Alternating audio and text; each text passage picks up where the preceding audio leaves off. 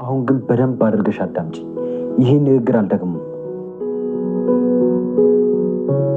ማንም እንደሌለሽ ወቂ። አንተስ? ሄርሜስ? አብነትስ? እኛም አንኖርም። በቅርቡ ሁላችንም መኖር እናቆማለን። ጓደኛዬ የምትያት ሄርሜላ ራሱ አትኖርም።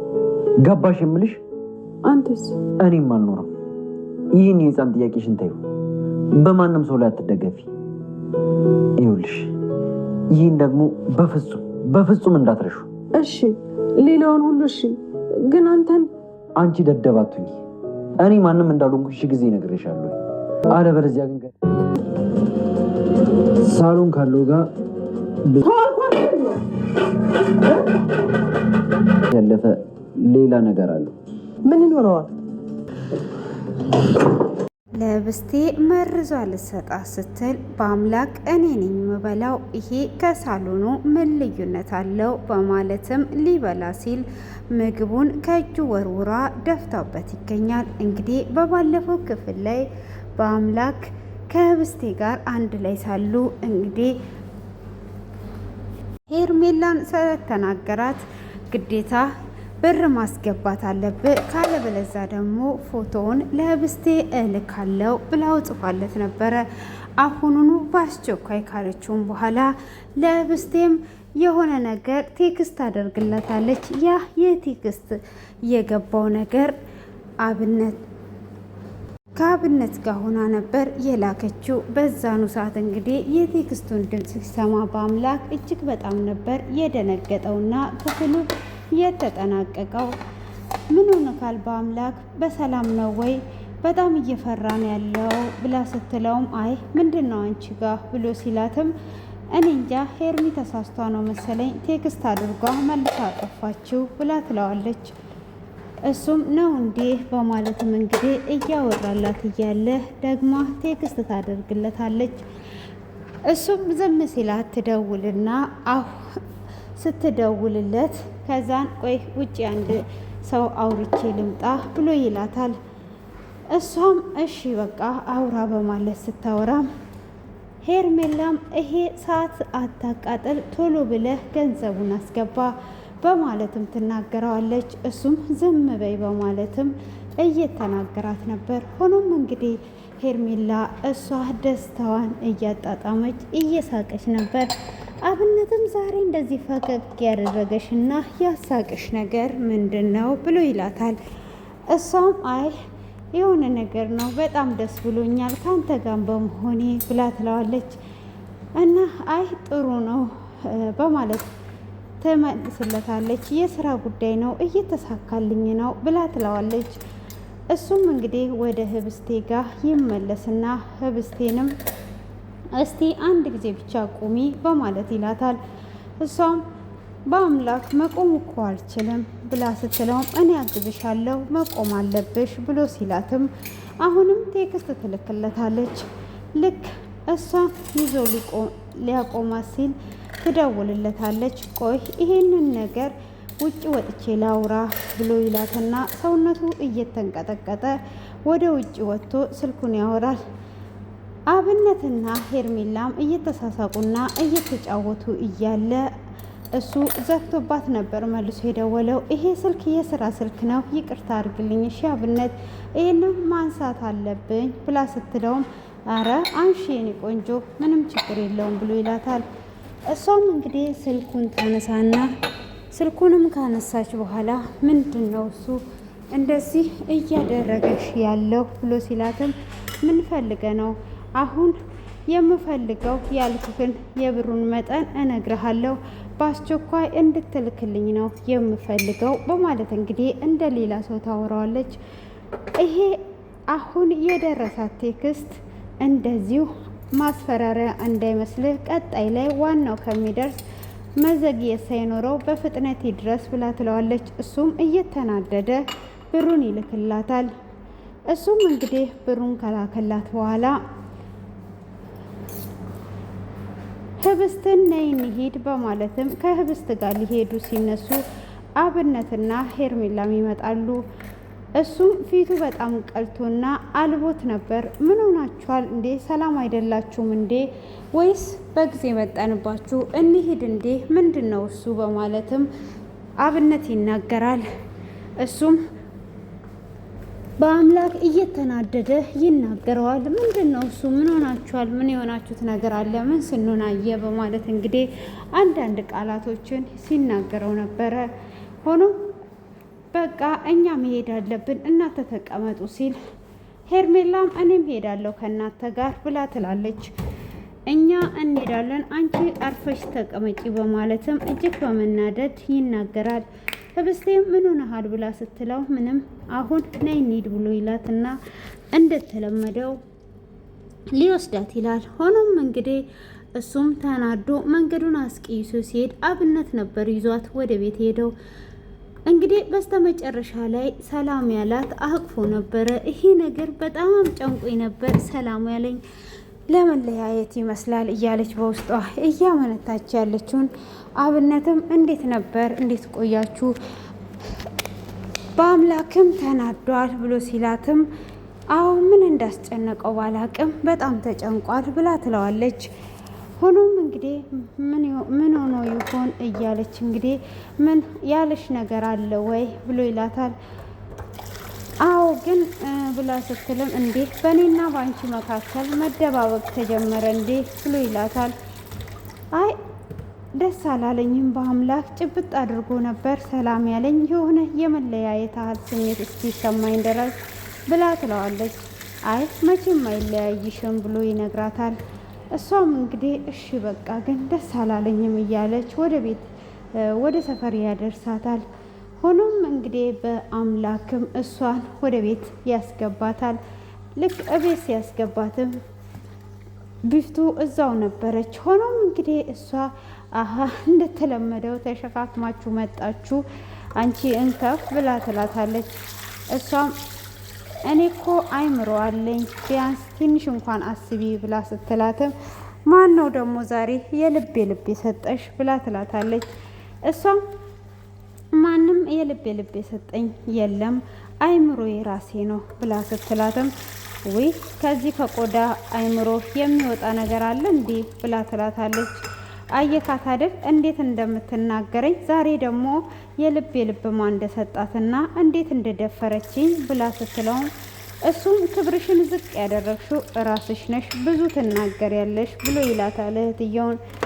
አሀ ነው እንዴ ብላ ስትለው በዛኑ ሰዓት ህብስት አሁኑኑ ወደ ክፍሌ አስገባኝ፣ እስቲ አስገባትና ወደ ክፍሏ የምትሆነውን ነገር እናያለን፣ እቺ እንከፍ ሞት አልወስድ ያላት እያለች እንግዲህ ሞራንን የሚነካ አነጋገር ትናገራለች።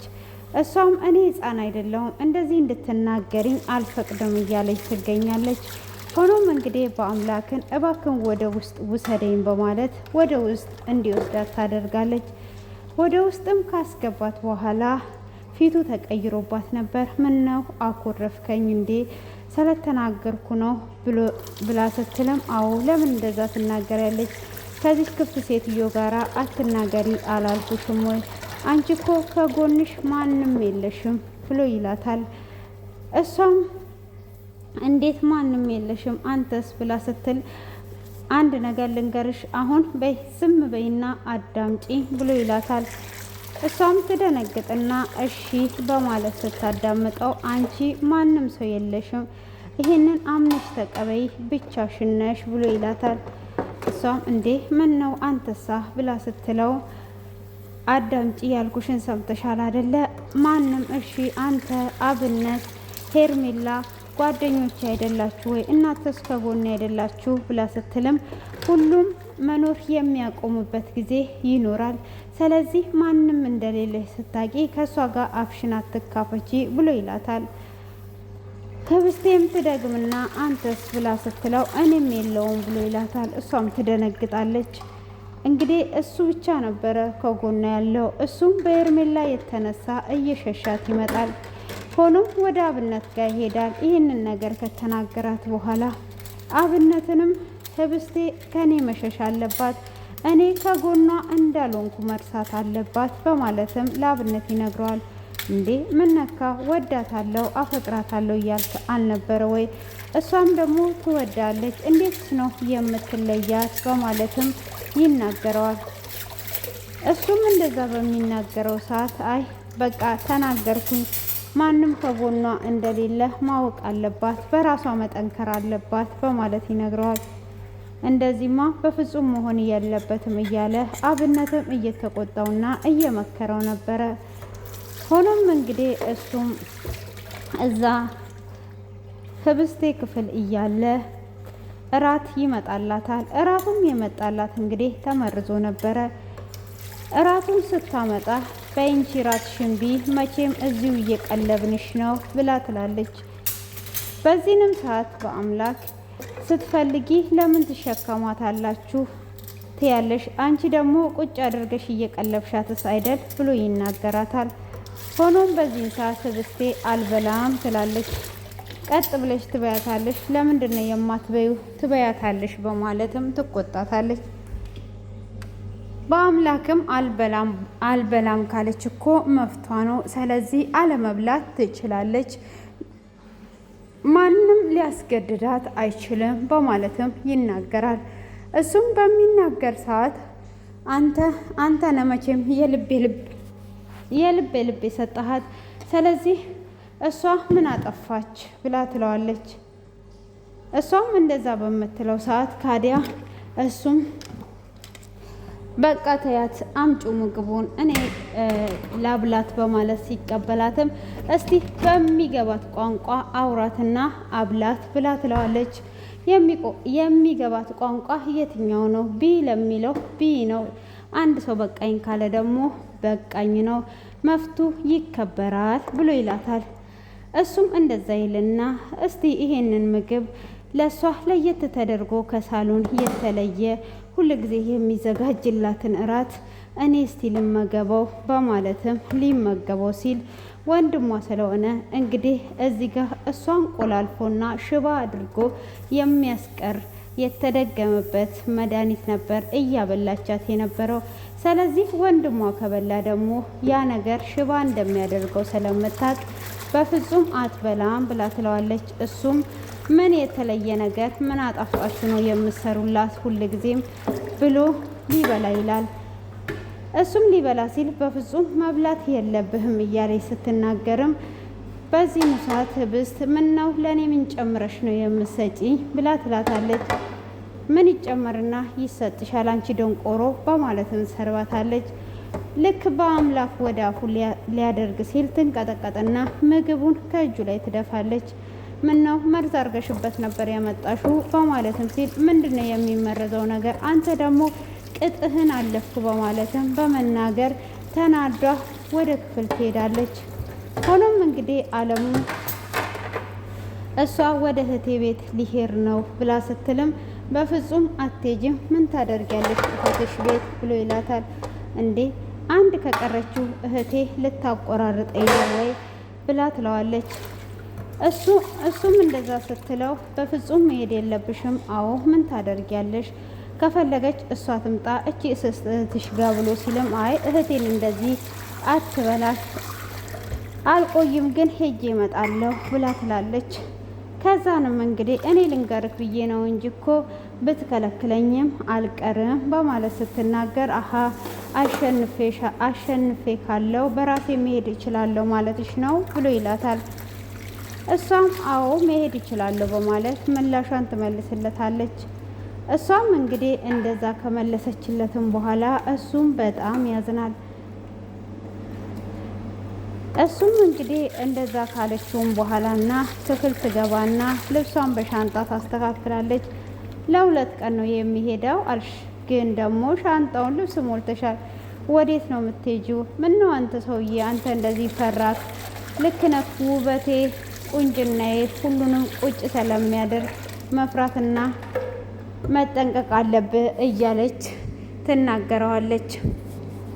እሱም ባክሽ እንደዛ ማለቴ አይደለም፣ አንቺ መቼ ስርዓት አለሽና ነው በማለት እንግዲህ ይናገራታል። በዚህኑ ሰዓት እንግዲህ ዘይቱ ጋር አስቀምጠው በዚህኑ ሰዓት እንግዲህ አሁን ሁሉም ነገር እያለቀ ነው። ስለዚች ልጅም አንዳንድ ነገር እየጨረስኩ ነው። ሁልጊዜም እራት መብላት አለባት ትልና እንግዲህ በአምላክ ምግቡን ስለደፋ ያንን እራት ካልበላች ደግሞ ቀኑ ስለሚዘናባ እንግዲህ መብላት አለባት በማለት ቆይ መጣው ትልና ድጋሜ እራት ልትሰጣት ትሄዳለች። እሷም እንግዲህ ድጋሜ እራት ልትሰጣት ስትሄድ እራቱንም ይዟ በይ አሁን ቀጥ በይና ቢ ብላ ትላታለች። በአምላክም ሲሄድ ነግሯት ነበር። ምንም አይነት ምግብ ከሰጡሽ ዝም በይና ቢ፣ እነሱ የጨመሩበት መስሏቸዋል፣ እኔ ግን ሁሉንም ነገር አስተካክያለሁ ብሏታል። ስለዚህ ታፈሴና እሷ ምግቡን ይዘው ገብተው ቀጥ ብለሽ ቢ ብላ ስትላትም ምንም ነገር ሳታደርግ እንግዲህ ቀጥ ብላ ትበላለች። ያንንም ምግብ እንግዲህ ከበላች በኋላ እሱንም ምግቡን ወስዷ ካበላች ሁለቴ ከጎረሰች በኋላ ያንንም የተመረዘ ምግብ እንግዲህ ትከለክላትና ይዟ ትወጣለች። በለዛው ሰጂ ብላ እንግዲህ እንደተለመደው ህብስት ታፈሴን ትናገራታለች። ታፈሴን ወይ ጉድ ምን አይነት ግፈኛ ሴትዮ ናት፣ ግፍ ውስጥ ልታስገባኝ ራስሽ ግፍሽን ውሰጂ እንጂ ብላ እንግዲህ መርዝ ስላልጨመረችበት እሷ እንግዲህ በእሷ የተጠቀመች ሁልጊዜ እየመረዘች የምታበላት መስሏታል። ሆኖም እንግዲህ ምግብ ውስጥ መርዙ ስለሌለ ተመስገን እያለች እንግዲህ ታፈሱ ምግቧን ይዟ ወደ ውስጥ ትገባለች ማለት ነው። እንግዲህ በአምላክም ደግሞ ለሄርሜላ ብሩን አስገብቶላታል። ብሩን ሲያስገባላት እጅግ በጣም ነበረ ደስ ያላት። ሆኖም አብነት እንደዚህ ምንድን ነው ደስ ያለሽ ብሎ ሲላትም የመጀመሪያ ዙር ክፍያ ገባልኝ ብላ ትለዋለች። እሱም እንኳን ደስ አለሽ በጣም ደስ ብሎኛል ብሎ ይላታል። አብነት በአምላክ ፊት እንግዲህ ሲላትም እሷ ያው እሱ ይሄ ነገር የእሱ ነገር አልመሰለውም። እንግዲህ እሱ ወዴት እንደሚወስደው ባይታወቅም በጣም ደስ ብሎኛል ስትል እንኳን ደስ አለሽ እያለ እንግዲህ ደስታውን አብሮ እያጣጠመ ነበረ ማለት ነው። ሆኖም ብር አበድሬ ልልሽ ነበር ብሎ ይላታል። አይ ትደነግጥና ኧረ ቀልዴ ነው ምን ነው እያለ እንግዲህ ይላታል ማለት ነው። ሆኖም እንግዲህ ሄርሜላ ወደ ቤት ትሄዳለች። ወደ ቤትም እንግዲህ ከሄደች በኋላ አቶ አለሙ እሷም ሚስትየውም ሄዷ ነበር። እንግዲህ እችኛዋ ስታንኳኳ እሱ ነበር የከፈተው። እሱም የኔ አበባ የኔ ቆንጆ እያለ እንግዲህ እንትን እያላት ይመጣል ማለት ነው። ከዛን እንግዲህ ይቅርታ በጠዋት መጣው አይደል በማለትም ስትል አረ አንቺማ ምን አጠፋሽ? እኔ እንደዚህ ሆኜ ተቀመጥኩሽ፣ እንደውም ጊዜውንና ሰዓቱን ታውቂያለሽ። ነይ በይ ነይ ወደ ውስጥ ግቢ ብሎ ይላታል። እሷም ልጆት ክፍል መግባት እችላለሁ ወይ በማለትም ስትል እሷ ክፍል ምን ታደርጊያለሽ? የተመቻቸ አሁን ነይ ወደ ውስጥ እንዴ አቶ አለሙ ቤት ውስጥ በኋላ ደግሞ ችግር ቢፈጠርስ ብላ ስትለውም አረ ምንም የሚፈጠር ችግር የለም አሁን እንደውም ሰዓቱና ጊዜው ነው ብሎ ይላታል። እሷም እንዴት ይሄ ነገር ይሆናል እያለች ባለቤቶት ስትል ውይ እሷ የለችም ዛሬ ብሎ ይላታል። እንግዲህ እሷ ስለሌለች እሱም ወደ ውስጥ ይዟት ገብቶ ያለውን ነገር እንደሚወዳት ሁሉንም ነገር እያወሩ እያለ ታፈሴ ያለውን ነገር ትሰማለች። ታፈሴም እንግዲህ ይህንን ስትሰማ ጭንቅላቷን ይዟ ነበረ ያለችው ማለት ነው። እንግዲህ እሱም ወደ መኝታ ክፍል አስገብቷት ክፍሉ በዚህ አይነት ተጠናቋል ማለት ነው። ውድ የተከበራችሁ ቤተሰቦቼ ሴና ነኝ። እንግዲህ ይህንን ቪዲዮ ሼር እና ላይክ እያረጋችሁ አበረታቱኝ። ሁል ጊዜም ደግሞ እያበረታታችሁኝና ሼር እያረጋችሁ ስለሆነ አክብሮቴ ከልብ ነው ማለት ነው። እንግዲህ የተለያዩ አስተማሪ ነው የምላቸውን በምዬ መዳብ ቤት ሆኜ እያቀረብኩላችሁ እኔ ውድ እህታችሁ የኢትዮጵያዋ ጀግናና የኢትዮጵያዋ ቅመም ማለት ነው። እና ውድ ቤተሰቦቼ ላይክ አድርጉ፣ እንዳልኳቸው አበረታቱኝ። መልካም ቆይታ። አመሰግናለሁ።